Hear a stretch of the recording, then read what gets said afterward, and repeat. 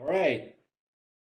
Hello, everybody. So today I'm really excited to say that after a great deal of cajoling, we have our very own Peter Siegelman presenting his own paper, which, although he would never say so, I think is a truly path-breaking work in the study of insurance law. It's called The Third-Party Moral Hazard. It's forthcoming in the Journal of Legal Studies. And if you're curious, you can also get it on SSRN.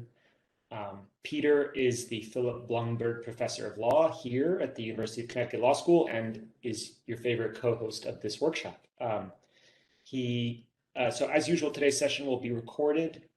I'll be keeping a queue for questions once Peter's done with his presentation. If you would like to get on the queue, you can send me a chat or use the little raise hand function on WebEx. Next week, we have Carolyn Kowski presenting on inclusive flood insurance. And I should also announce that we are now planning to do this same workshop in the fall semester at the same time and day of the week. So if you are booking out your fall semester now, please hold that time. Don't make any conflicts. We look forward to seeing you then.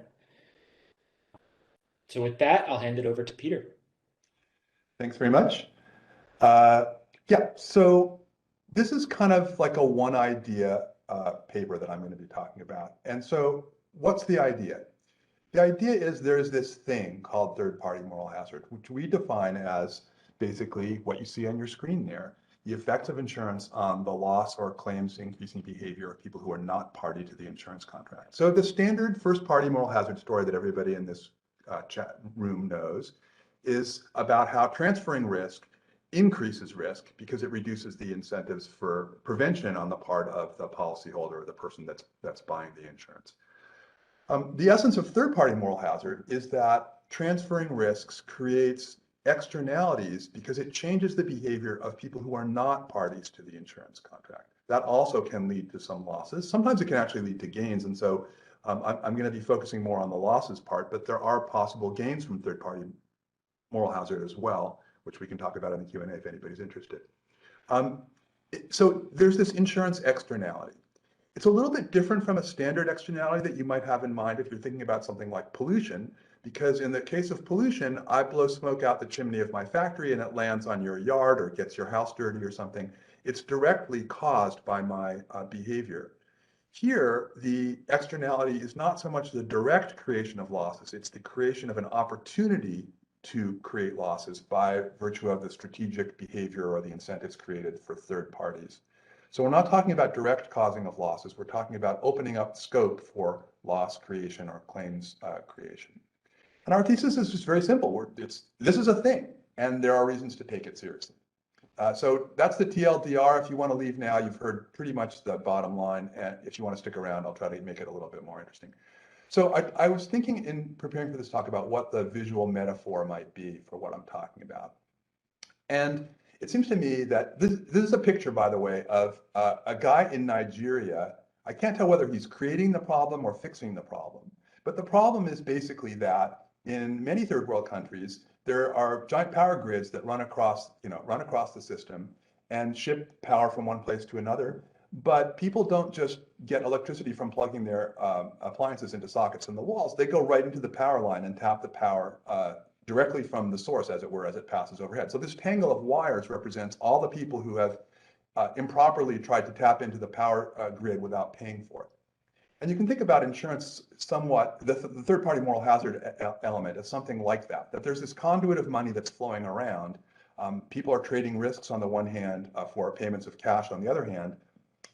And when you see that pipeline running through, you can perhaps figure out a way to tap into that and extract some of that for yourself. That's a consequence of building that pipeline. And if you didn't have the pipeline, those activities wouldn't exist. So that's the sense in which insurance is causing some of these additional losses.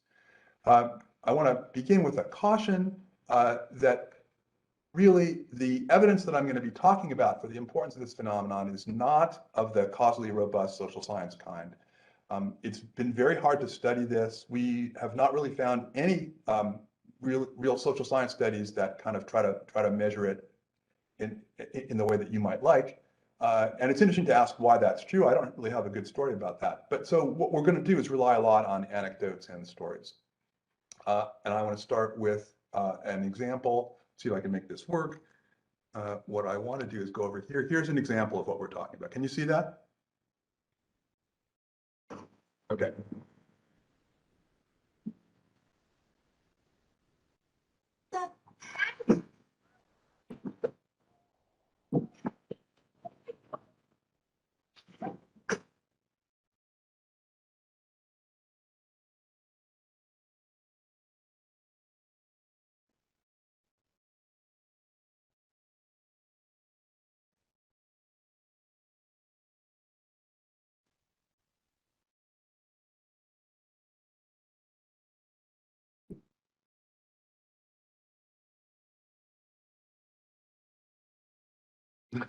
Police, oh my God. Okay.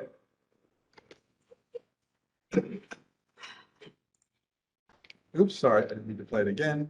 All right, and now we'll go back here. Okay, so what you saw there was, a staged motorcycle accident in which the victim is actually the cause of the accident and is set this whole thing up with his friend who's there ready to record it on his cell phone so that they can extract money from the alleged perpetrator. Now, this is not a classic case of first-party moral hazard. First-party moral hazard would be the woman is driving too recklessly down the street because she has insurance. That's not what's going on. What's going on here is that these guys have figured that she's a good mark and that they can extract something from her by staging this accident. Now, I want to be clear, of course, the link to insurance is not clear. And I mean, that's part of the reason why this is hard to study is that the loss causers here are never going to come along and tell you, oh yeah, we only did this. We knew it was profitable because there's insurance money to be had. But I submit that the nature of required insurance in the UK is such that you need to carry a lot of coverage. And I think, I'm not 100% persuaded, but I think it's likely that the profits from running a sting like that are going to be a lot higher if you're not taking money out of people's pockets individually, but that you're taking money out of the insurance company's pockets by virtue of the coverage that they have to have. It just seems to me that this kind of thing is going to be a lot less remunerative when the insurance coverage is low than when the insurance coverage is high, or if it's not required altogether. So, you may not buy that. Let me give you another example, and then we'll circle around to some of these things later. There's something called the Florida Shuffle, which you may have heard of. If you haven't, I really recommend this gripping account in the New Yorker from October of 2019. So the Florida Shuffle consists of for-profit drug rehab centers that are located in Florida and also in Southern California. And there's a whole system in which patient brokers go out and recruit addicts, presumably mostly opioid addicts, from Youngstown, Ohio, and Detroit, Michigan, and other places, and say, hey, you want to come to Florida? We'll try to cure you. We'll pay for your, we'll pay for your airfare, and we'll put you up in a motel while you're getting treatment and stuff like that. Rehabilitation benefits are considered essential benefits under the Affordable Care Act, so there are no lifetime or other kind of caps. And so what happens is these things are set up, and this is a rare example where you get inside someone's head and they know exactly what's going on. This is set up so that the treatment costs $50,000 to $100,000 a month, and it is designed to be ineffective. What these fake rehab centers are trying to do is cycle through clients over and over and over again and keep billing the insurance companies for a lot more money. So it's not a bug, it's a feature that it produces relapse and readmission, and they're not interested in curing anybody. And this is the kind of thing that seems to me to epitomize the idea of moral hazard, a third-party moral hazard. The problem is not that the addicts are more willing to take drugs because they know that they're insured. It's that other people are figuring out how to use the presence of insurance to their own advantage. All right, so why should you care? I'll go back to some more examples later, but let's talk about sort of the abstract questions first. So the first and maybe most obvious point is that third-party moral hazard is, in this sense, just like regular moral hazard. It lowers the the net benefits from insurance. So Kenneth Arrow's famous point about, his famous insight about moral hazard is that in the ordinary context, when you transfer risk, you reduce the reasons to take care, and that leads to an increase in risk. So you have a tension between risk spreading and risk creation. The same thing is true here. You transfer risk by virtue of insurance, and then you set up the possibility for other people to come along and extract some of that and create more losses. So that doesn't mean that insurance is bad. It just means that it's not as good as we might have thought otherwise. This just, in the social calculation, the cost benefit analysis, this weighs as a negative effect. And there's obvious benefits because we don't like risk, and spreading risk is a good thing. But this just has to be added up on the other side of the ledger. As a question of magnitudes, you can think about whether the reduction in care by a very large number of people, that's the standard moral hazard, that everyone who's insured maybe has somewhat less of a reason, attenuated reason to take care than they would have had. Compare that with the deliberate creation of loss by a few people, because most people do not say, oh, the average driver is insured, I can scam them by faking a motorcycle accident. You have to be kind of sociopathic to start off with to want to do something like that. But think about the extra losses caused by that versus the extra losses caused by maybe I'm going to be a little bit less careful when I drive my car down the road because I have insurance. So, it's plausible at least that this third-party moral hazard effect could be of the same magnitude as ordinary first-party moral hazard. And then it's sort of perplexing that the first-party moral hazard has been, there's been literally thousands and thousands of articles written about this and many thousands more in which it comes up. Third-party moral hazard seems to have garnered no real attention at all, which is kind of perplexing, it seems to me. So what are those costs from third-party moral hazard? Well, there's primary losses. So you might think like, oh, the motorcycle gets damaged when I fake the accident. So that would be the kind of thing we're talking about primary losses. There are secondary losses, which includes all the spending that you had to do to create the loss in the first place. You have to pay your friend to film the thing and all that stuff. And then the costs spent in trying to detect and prevent the phenomenon going on in the first place. That's another set of losses. And then there may be reduced risk spreading because of adverse selection. When policies become more expensive to cover, the costs of third-party moral hazard get passed on to policyholders, then there might be a raise in price, and there may be some kind of additional adverse selection that goes on. So, it's very hard to give you a back-of-the-envelope number that goes along with any of that, but I just want to put it on people's radar screen that this could be, this could actually matter. It's not just sort of a trivial little passing insight, but it's at least plausibly empirically important. Okay, the second thing you need to know about third-party moral hazard is that it's largely extra-contractual. There's no privity between the insurer and the loss causer, and so that means that the kind of standard techniques that you would expect insurance companies to have perfected over the years, and that many people, Reuben Shachar and Kyle Logue and Tom Baker, and there's all kinds of takes on insurance as governance, but the basic idea is, insurance companies have figured out basically plausibly how to more or less control first-party moral hazard. And they do it through, the techniques that everyone in this room, virtual room, is well familiar with. There's loss control, there's deductibles, there's underwriting, stuff like that. But those are not going to work very well when you don't have a contractual relationship with the person that's causing the loss.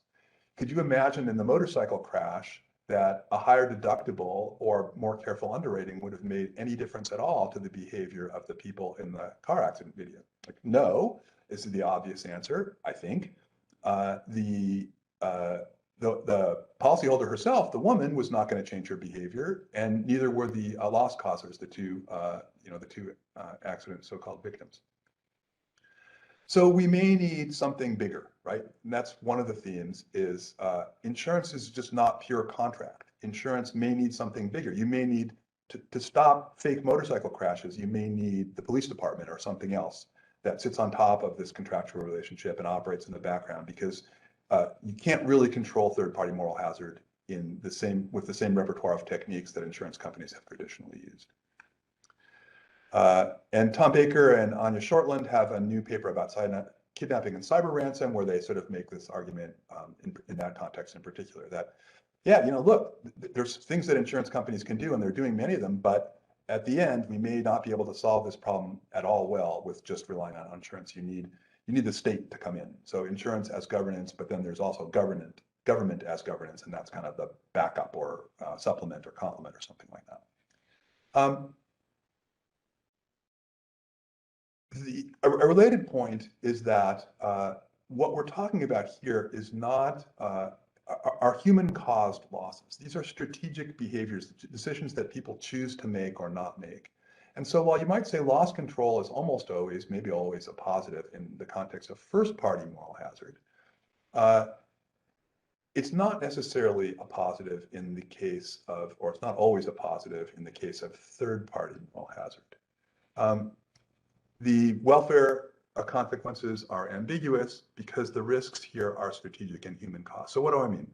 When your insurance company tells you that you need to reinforce the roof on your house because of the risk of hurricane damage, that does not change the behavior of hurricanes.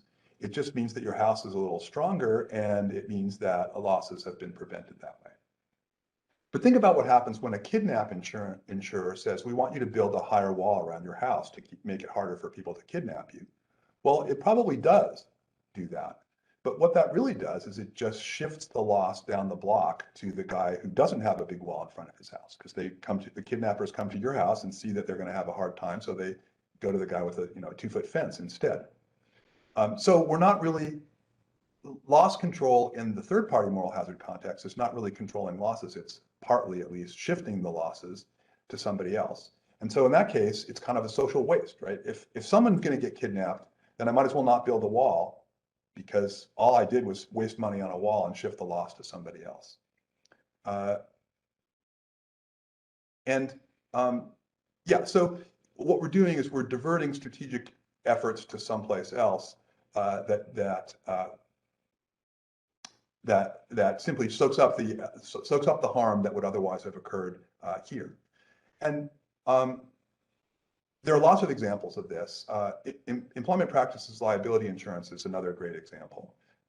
There have been many studies that find that, for example, anti-harassment trainings are just not very effective at preventing harassment.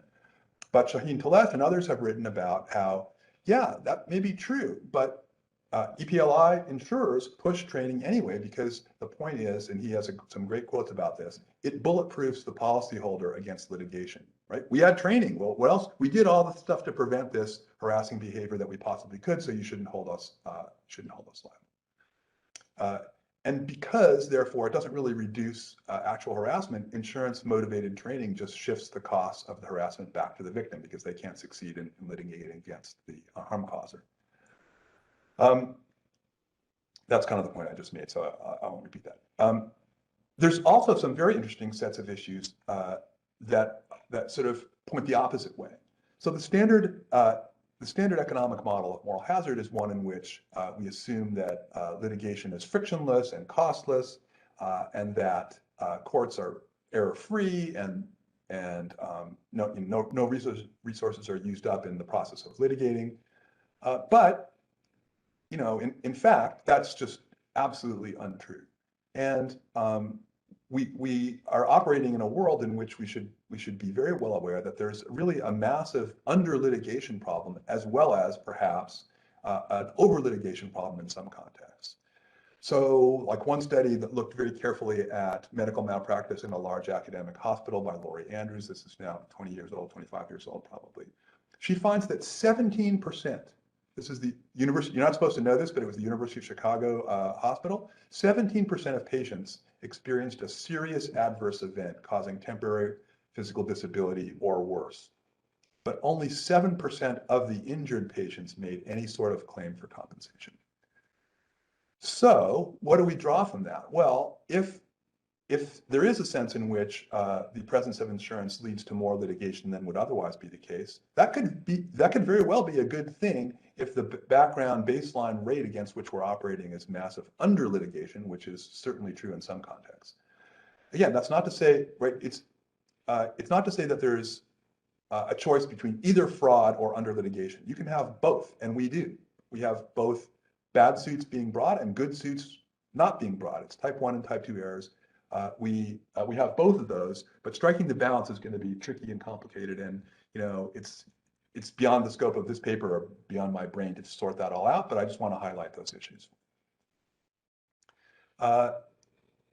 Relatedly, third-party moral hazard is not really the same thing as insurance fraud. Now, there's going to be some overlap, to be sure, but fraud is over-inclusive because arson by the policyholder themselves is not a third-party moral hazard. Sorry, is fraud, but it's not third-party moral hazard. And conversely, kidnapping and cyber and the Copay example that I'm going to talk about in just a sec are third-party moral hazard, but do not constitute insurance fraud. So the basic idea is that we want to highlight the problems that are the governance problems that are caused when the losses happen outside of the insurance contract. And that's really what the third-party moral hazard idea focuses on. All right, so let's just run through a couple of case studies. The paper it's gotten shorter and shorter over the years. It had like goops and gobs and heaps of case studies, and then we had to take them more and more of them out. So if you're really interested, I can send you a copy of the old version that has many, many more. All right, so kidnapping. This is a one that everybody likes for some reason. It's just, you know, kind of sexy or something like that. So the theory is pretty straightforward. It says when you have insurance, you have more money available and higher ransoms. And higher ransoms, by the fact that supply curves slope upwards, tends to produce more kidnapping. And there is anecdotal evidence that that's true. Kidnapping in certain places has become a kind of industry, and kidnappers are actually known to pay attention to ransom size and the presence of insurance and stuff like that. There's, you know, again, anecdotal evidence that kidnappers read the newspaper to find out like what's the going rate for a minor government official or a, you know, an international bureaucrat or these days, and the same dynamic applies in cyber too. We heard Kyle Logue and his co-author talk earlier this semester about cyber and the possibility that there's this kind of third-party moral hazard effect in cyber ransoms, where the presence of more insurance makes people more attractive targets and encourages entry, and there you are. And so, yeah, there's some evidence that when Italy and Colombia banned kidnap insurance, kidnaps actually declined. You know, the studies do not measure up in terms of rigorous social science, and so I want to be careful that I'm not 100% confident that this is true. Italy did a whole bunch of things at once, some of them crazy, some of them plausible, and so the fact that they banned kidnap insurance was only one thing, and if kidnaps went down, who knows, that may have had more to do with the Red Brigades than it had to do with you know, banning insurance. I also wanted to just say briefly that there's a great, if you're interested in kidnapping at all, there's a fantastic book and a short article by Anya Shortland about how the international kidnap insurance market actually works, and how her view is that it works tolerably well. This is only international kidnapping though. It works tolerably well to control or limit third-party moral hazard. And basically the way it works is that there's a cartel, kind of soft cartel of insurance providers. They all work in the same floor in Lloyd's in London, and they all are monitoring each other and making sure that nobody overpays, that they also limit coverage so that ransoms have to be provided out of pocket. They won't cover any actual payments to kidnappers. They will cover, you know, negotiation, and they will cover business interruption expenses and stuff like that. That's a point that Logan Schneiderman also make. So you can have, if you just don't cover the actual ransom payments, you only cover the cost of cleaning up afterwards. That actually is a potential benefit rather than a cost. So this is, you know, this is not a smoking gun, but it's certainly a plausible story that you can tell about that market, and you know, more research is warranted. How about that? So healthcare. Charles Silver and David Hyman have a whole book, 500-page book it's called Overcharged: Why Americans Pay Too Much for Healthcare.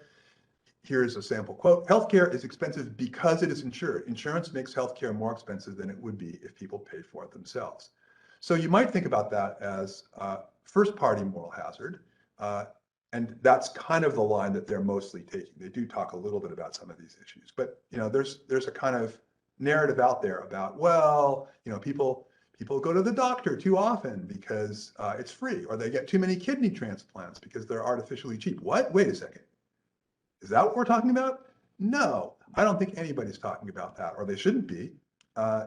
It's just, it seems ridiculously implausible to me that you could find that people are going to the doctor or getting too many kidney transplants because they're cheap. You know, they're covered by my insurance, so I might as well.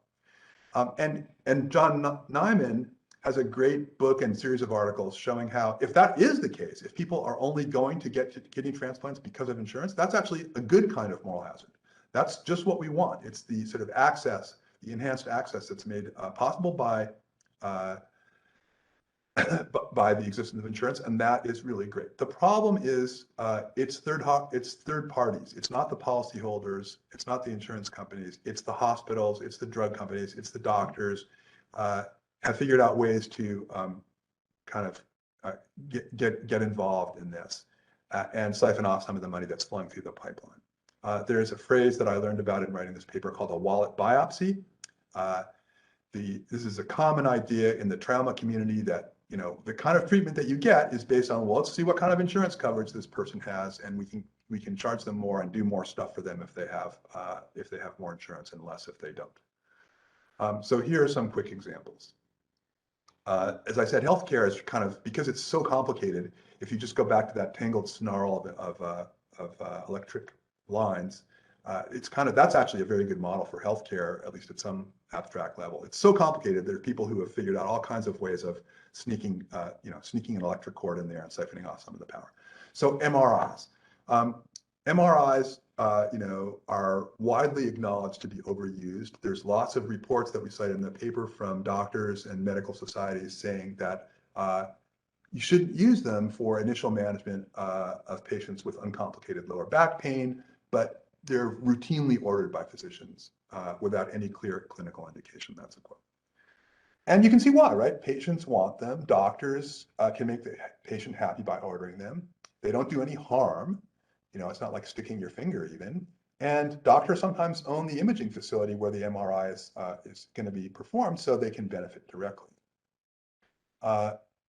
It's a little ironic, actually, because if you go back to Kenneth Arrow's classic original article on moral hazard, he suggests exactly the opposite. He saw that conventional moral hazard could lead patients to demand more care than would be optimal because it's cheaper to them.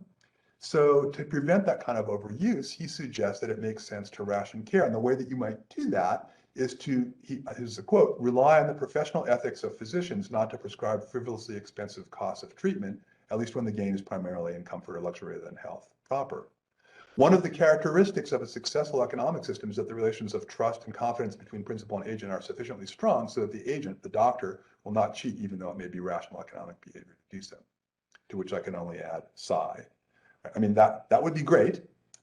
And I think if doctors were the kind of moral agents that Kenneth Arrow wanted them to be, I think the world would be a better place, but they're no better or worse than anybody else. And so we have stuff like this. Let me run through one other healthcare example, which is something that some of you may know about, some of you haven't heard about this, and that's the idea of copay coupons. So what's going on here is that, you know, if you have a choice between a generic drug and a brand name drug, the policyholder will often prefer the brand name drug.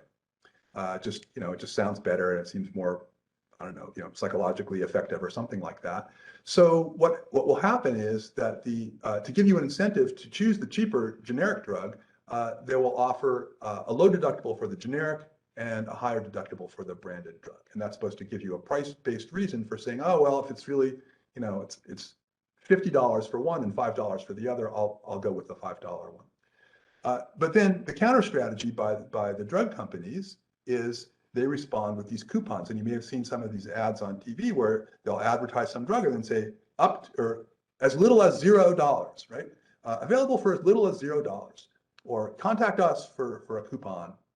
And the idea is, look, if you cover the excess deductible for the brand name drug, and then the generic and the brand name become equivalent, and so you're going to make a giant markup on the brand name once again, even though you've basically taken the competition off the table as being cheaper. And this sources suggest there have been some careful empirical studies of this phenomenon. It's several billions of dollars in additional spending.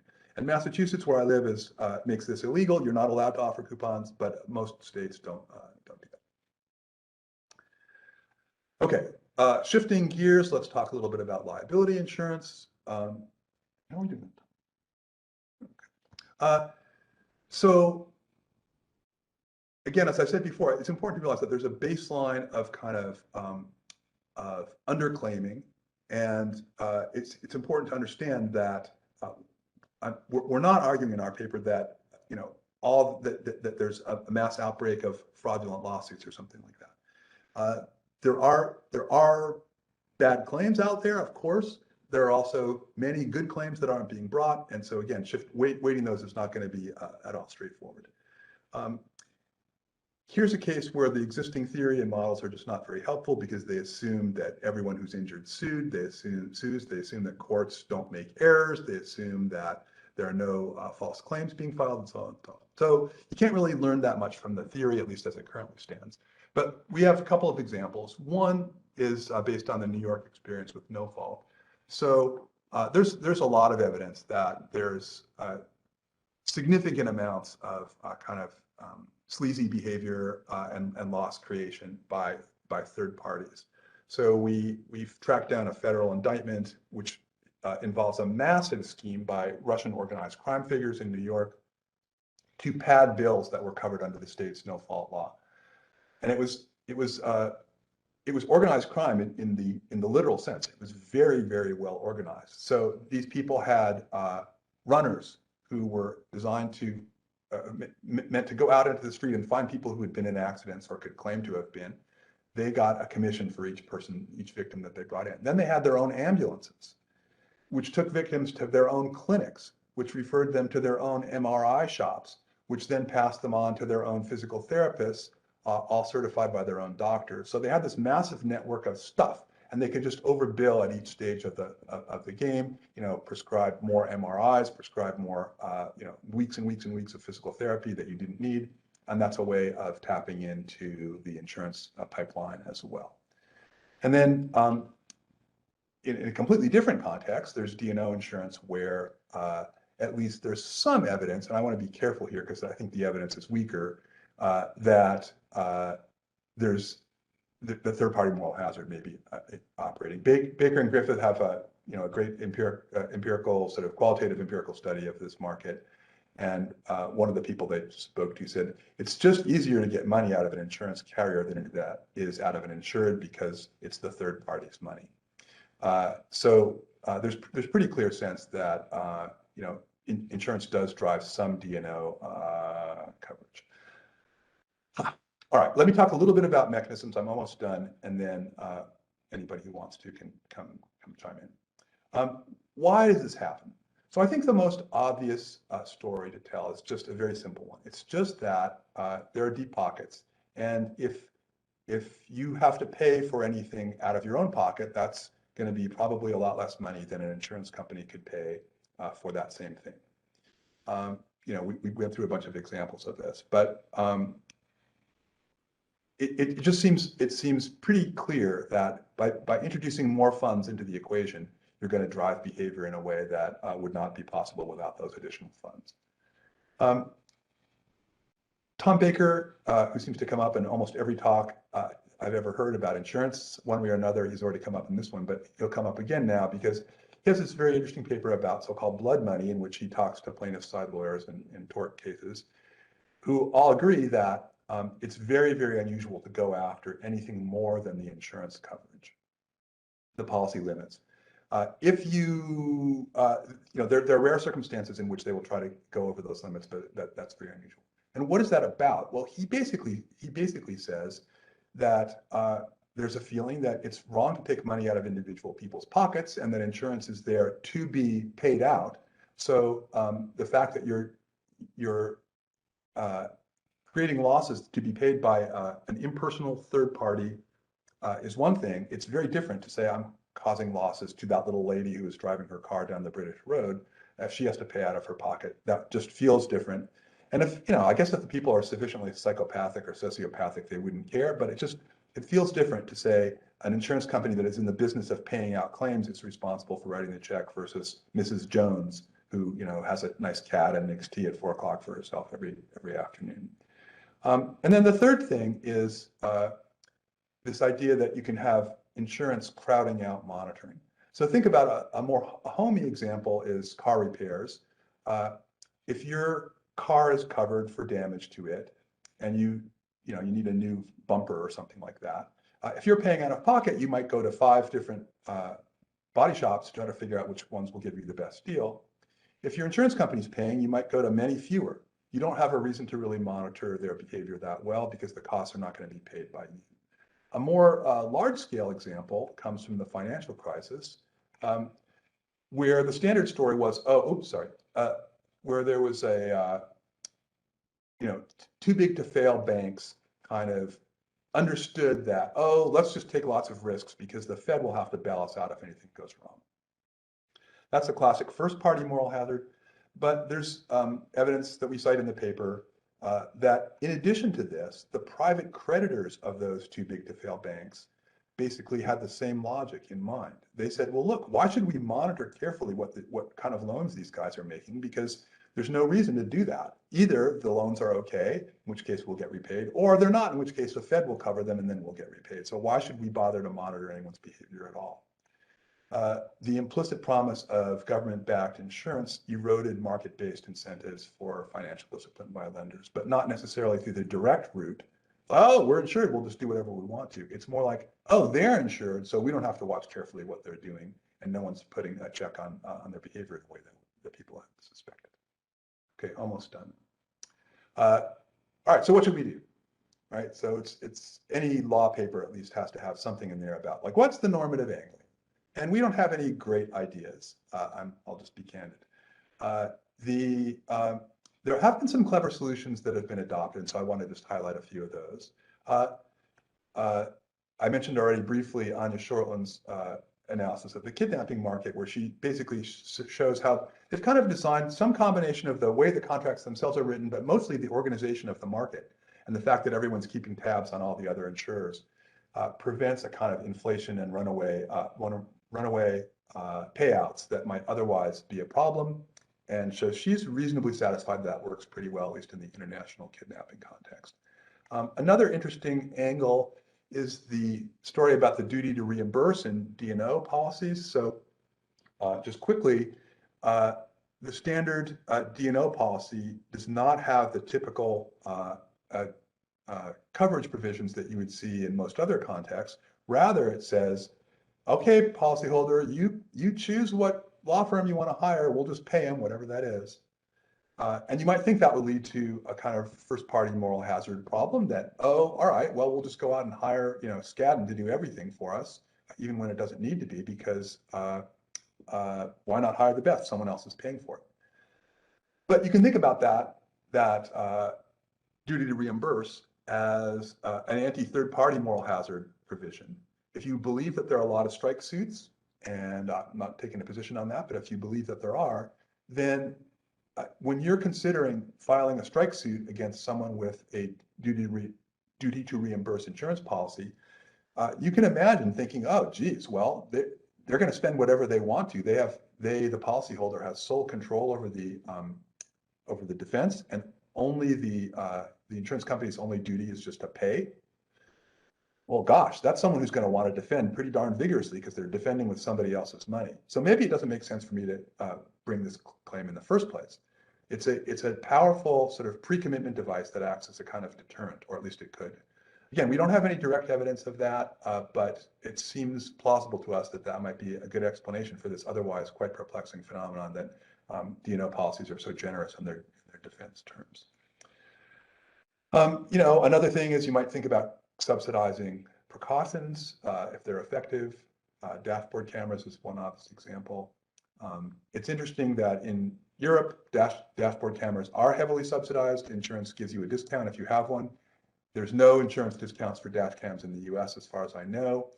And you may have heard a couple weeks ago that Ronan Avraham and Ariel Parat's paper on the dark side of insurance makes much of this. They point to this as an example of why insurance companies don't really care about stopping losses. Maybe they do, maybe they don't, I don't know. All right, one last.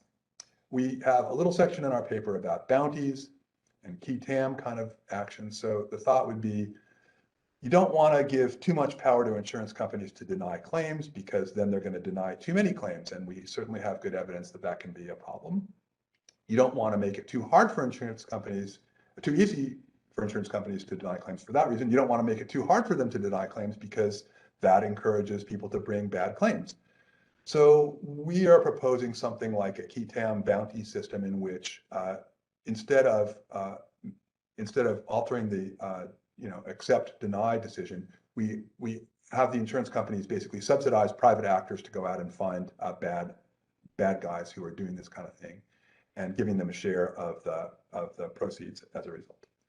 So this is based on the system that Medicaid actually uses, and we think it could be applied more generally.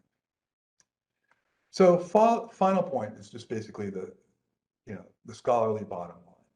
And one way of putting it is to say that we think that there should be more of a focus on insurance in a general equilibrium context. It's more than just about the contract itself. It's about all the ripple effects that it creates through the incentives it generates for other people to make claims, among other things. And so to really understand what's going on, you can't just look at the contract itself. You have to look up and out and sort of try to embed this in a wider range of social behavior than it currently does. Okay, so that is all I got, and I'm ready to stop sharing my screen and take any questions that anybody might have. All right, we have Brendan is first on the queue. Brendan Maher.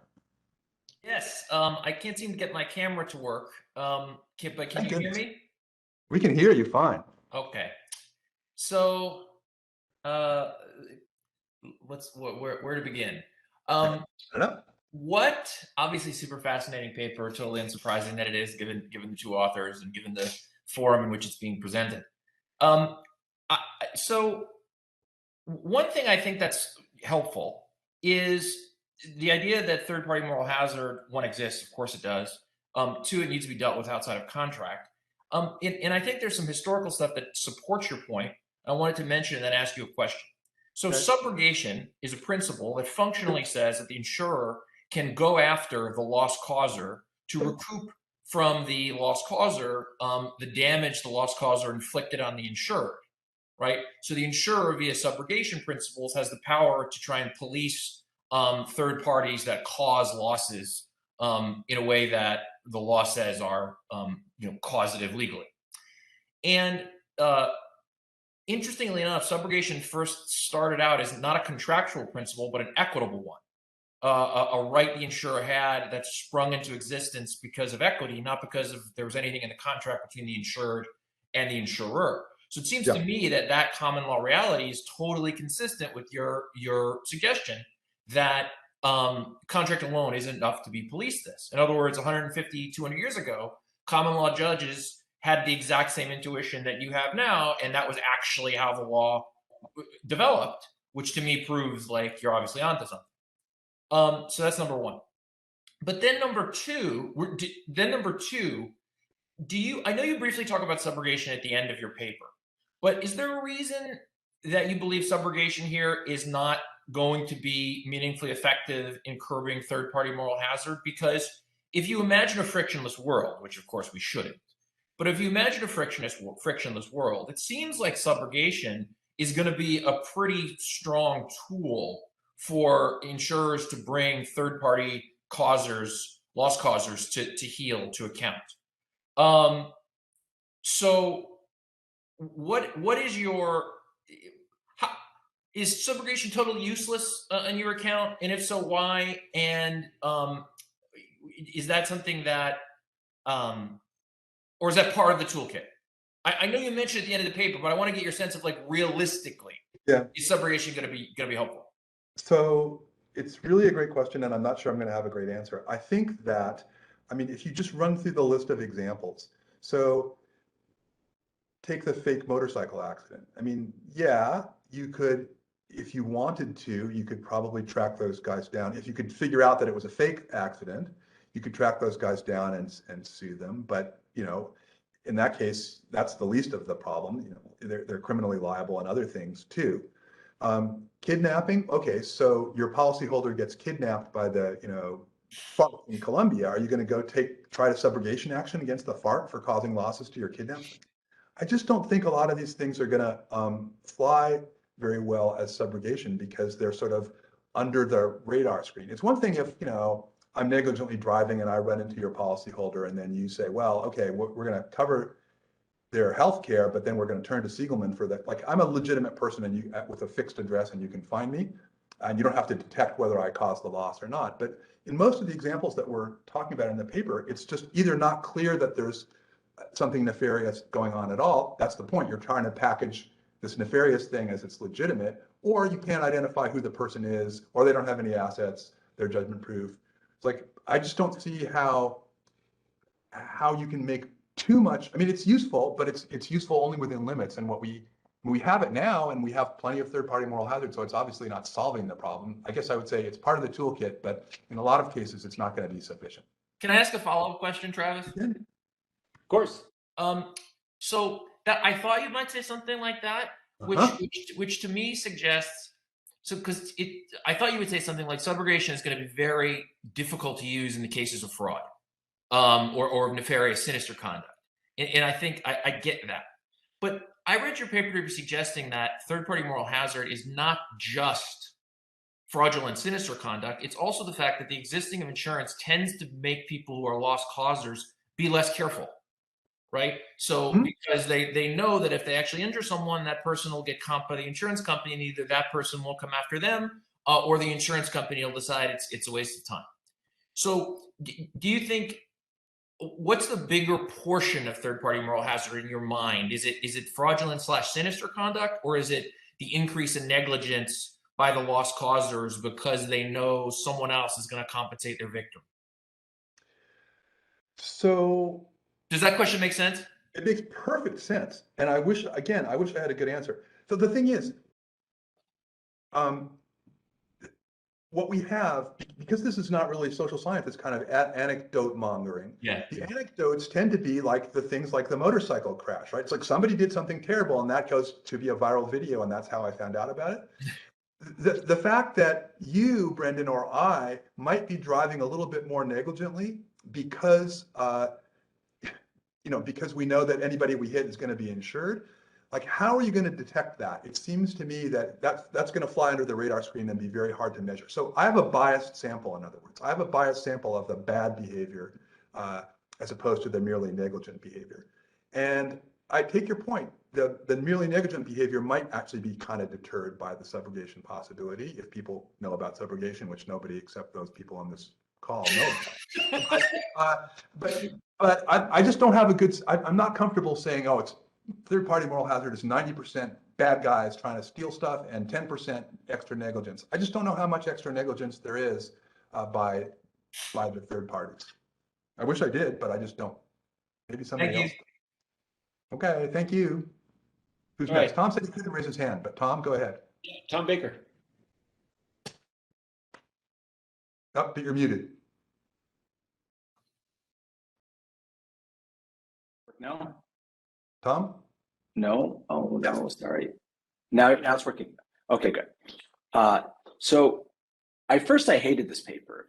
Oh no. But I hated it because when I figured out I hated it because I was just super jealous.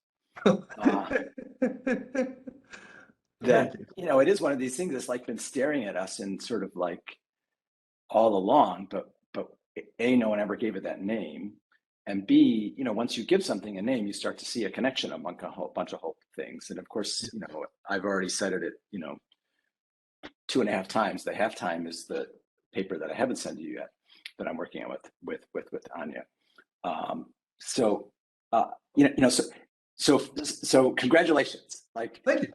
Thanks very much. It's going to be one of those things that, helps people see the world.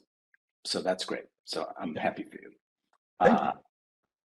So what I want to talk about is is it a question? It's a comment. I feel like there's gradations of third-party moral hazard that are that feel sort of, I want to say, morally different and possibly economically different too, although I'm not as committed to that. It's like the the doctor who raises her price because she knows the patient isn't paying feels really different to me than the Florida Shuffle. Mhm. And similarly, when I didn't go to, if I don't care where I get my car fixed as long as the insurance company pays, that also feels different to me. And so I wonder, it feels to me that kind of the sort of, let's call it the kind of can't be bothered moral hazard, or the might as well moral hazard, third party moral hazard, seems more susceptible to social arrangements, let's just call it that, than and I realize me not being bothered, or put it this way, it's not really me in the third party, it's the car repair shop that charges me more because it knows that I'm insured. And just here's another anecdote for you.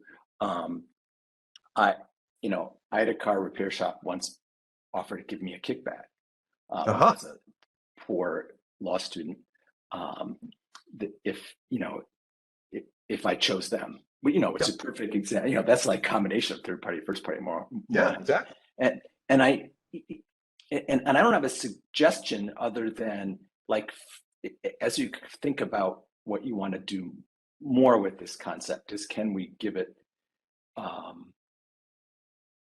subcategories, or because in a way that would help us think about what to do about it. Because one of the consequences of all the writing and thinking about moral hazard is that all kinds of programs are designed now, consciously or not, to deal with first party moral hazard. And insurers have intuitively dealt with it, like managed care is an effort to address third party moral hazard in the health insurance context. Preferred provider arrangements with car repair shops are examples of that in the auto insurance context. And you might say that the special investigation units and other things that insurers do to deal with insurance fraud are examples too. But anyway, that's I guess just more of a comment than really a question. Although to the extent you've thought about it, I'd be interested to know what your thoughts are. I haven't really thought about it exactly. I mean, I certainly agree that there's lots of gradations and the moral valence attached to, deliberate loss causing, as opposed to kind of, I kind of understand that this is like everybody who comes to my car repair shop, almost everybody has insurance, so I'll raise my prices a little bit on that basis. I think there's a world of moral difference there. Can we use that somehow? I mean, I don't know. It doesn't. The point of leverage is not clear to me, but I definitely agree that not all of this is the same thing in terms of its sort of evilness or blameworthiness or something like that. But having seen that, I'm just not sure where we go. But I heard you say that we do need. I mean, maybe the idea is it's easier to get state resources to combat these kinds of problems for the very bad stuff. Like, we can all agree that we don't want kidnappings and we don't want cyber ransomers. And so let's get the FBI involved, where if it's just like, we're not going to call on the FBI nearly so easily if doctors are charging just a little bit more because of insurance. So maybe that's the sense in which we can mobilize public resources to solve these private problems. I don't want to say that. We can mobilize public resources better when there's a moral outrage factor that's at work. Does that make sense? Yeah, although I'm going to do, Brendan did a follow-up, so I'm going to it makes me, one idea possibly is that once we label it as moral hazard and recognize it as something that is, that we need to do something about, it might mitigate sort of public concern about, say, things like managed care, or in other words, that it might legitimate efforts that insurers do to manage third-party moral hazard. I mean, remember the movie in which HMO was a four-letter word, and in retrospect was pretty short-sighted, but it got applauses in movie. I myself witnessed applauses in movie theaters when I guess it was it wasn't Jack Nicholson. It was the Nicholson. It was the doctor that Jack Nicholson paid for who said that.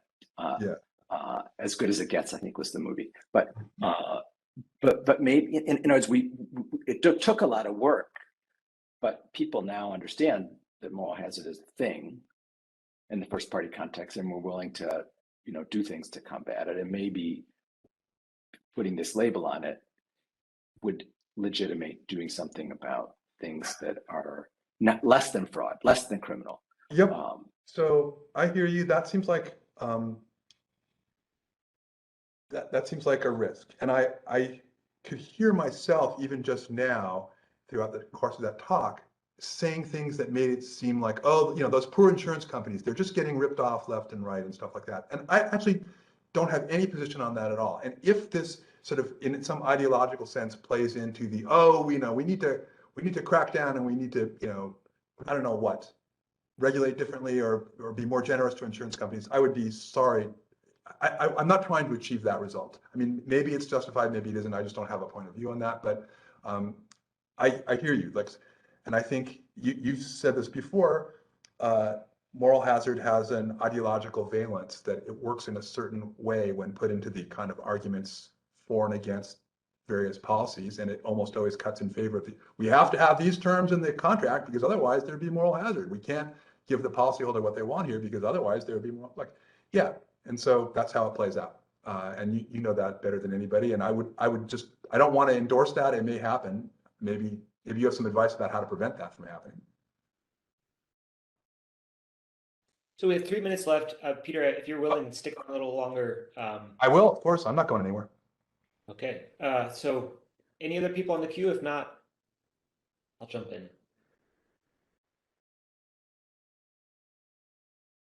All right. So then I'll take the prerogative. So I want to follow up on Tom's question because I mean, my sense is that, I mean, I agree that this is I'm jealous of this paper.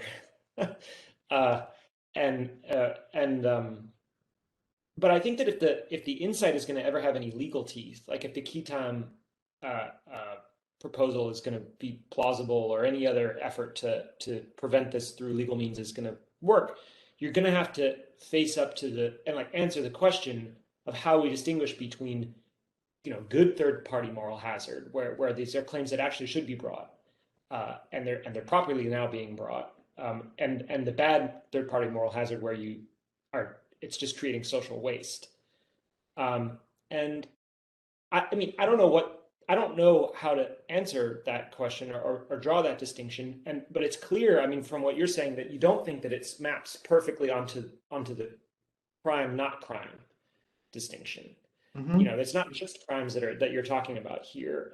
It's an over and under inclusive point. And then it also, I mean, maybe it's a conception of intent, where did the party that is doing this intend it in some way? But then that kind of recreates the problem. Like what conception of intent are we dealing with here? And so, I mean, I would encourage you to look at the insurance law and see whether there's this sort of eminent sense of what constitutes bad third-party moral hazard here. And I imagine that the data would be perhaps similar to the data that Tom looked at in his first part of moral hazard paper, to determine what we as a sort of legal and historical community think of as being bad in this particular sense. And I think there's a very interesting kind of undercurrent there to excavate. And I would encourage you to, probably in a separate paper, pursue that, because you're deliberately dodging it here in a way that I don't blame you, but that there's an interesting point there. Anyway, that's more of a comment than a question. I'm deliberately dodging it, and I'm grateful that you're not blaming me for that. And I just don't know, take the Copay coupons thing. So, when the drug companies try to subvert the price message that the insurance companies are using to direct you towards the generics, how do we feel about that? It seems like it's wasteful. I'm not sure that it's immoral in the same sense as burning down my house to collect the insurance would be, but it's bad. It seems like it's wrong. But again, this is a total cop-out, but I just have to say, I have no grounding in moral philosophy and what makes something bad. I have some training in economics, so I can tell you what makes something inefficient. But those are by no means perfectly, overlapping. And so I think what you're asking me to do is talk to you, which I'm very, very happy to do. It's getting a little incestuous here, but I mean, I think there's room for that here, and I just don't know how to do it. So I welcome your advice, and whatever. It just in keeping with the follow-ups mini tradition we have going here.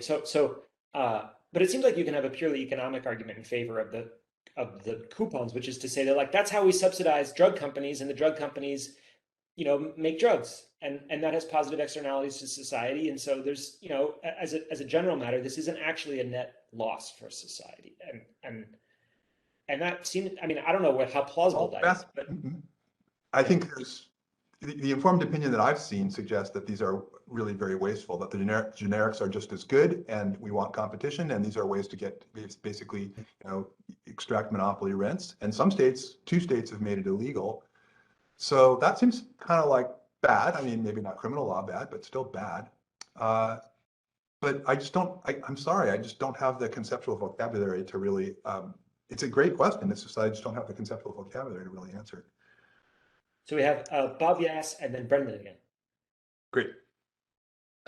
So a quick question regarding Florida, and this may be actually something that falls somewhere in between first party and third party moral hazard, but one of the, at least in public policy debate in Florida, discusses a cost driver in property insurance is the existence of assignment of benefits and the ability of roofing companies, once they get the assignment of benefits, to make a quick claim, turn over to a lawyer who can get a multiplier, and thus you're off to the races in terms of the cost. So it's maybe first party when you think about it, because there is, I presume, some privity where there's assignment of benefits, but it all boils down ultimately to the attorney's fees as being the major cost driver, at least in the public policy debate. So I'm just wondering whether that came up at all on your radar as you were looking at this, or it's something we can talk about more offline.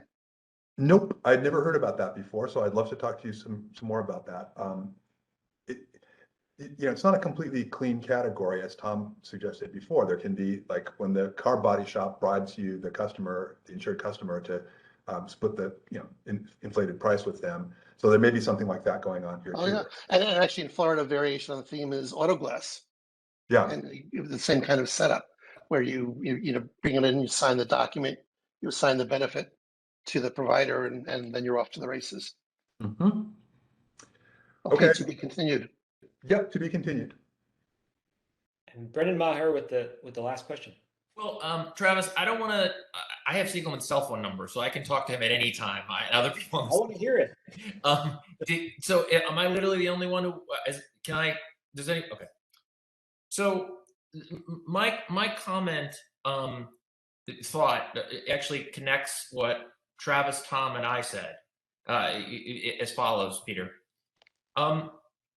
There's actually a distinct way in which your insights can be used to help insureds as opposed to insurers. Okay. Right? And it's a very particular example. It involves ERISA, which I'm sure you'll find very exciting.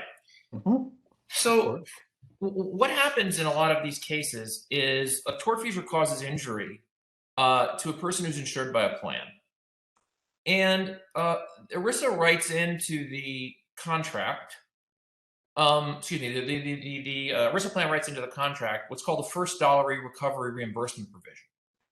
And what that says is that if the victim who gets medical costs paid for goes after the tortfeasor, the first dollar that they recover has to go back to the plan up until all the medical costs have been expended. Fully reimbursed. And the Supreme Court has held that first dollar reimbursement provision is not even subject to the common fund exception, which used to say that a plaintiff's attorney who creates a fund that benefits various creditors gets to take out his fee first.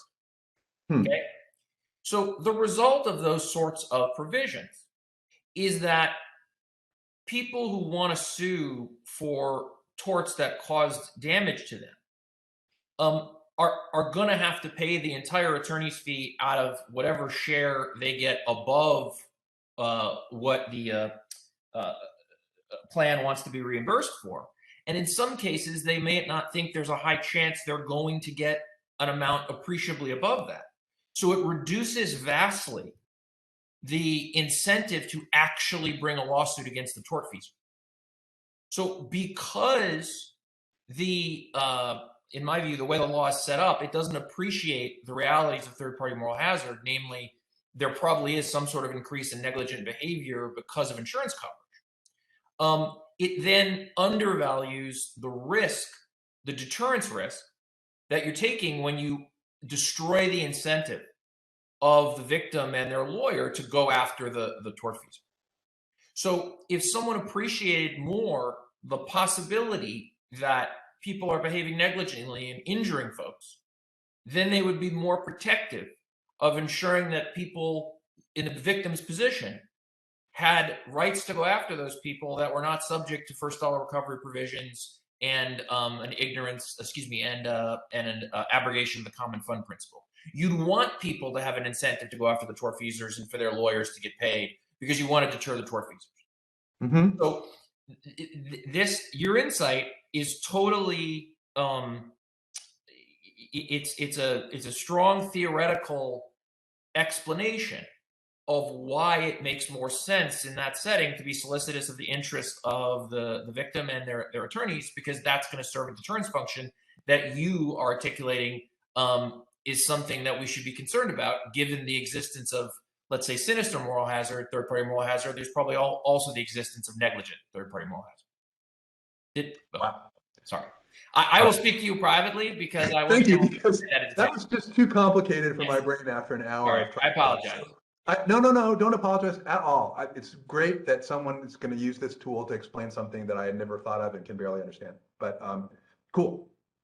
And that's what the recording's for. Yeah. Well, so thanks everyone, and thanks Peter. Thank you all. And I look forward to seeing everyone next week. Bye. Thank you.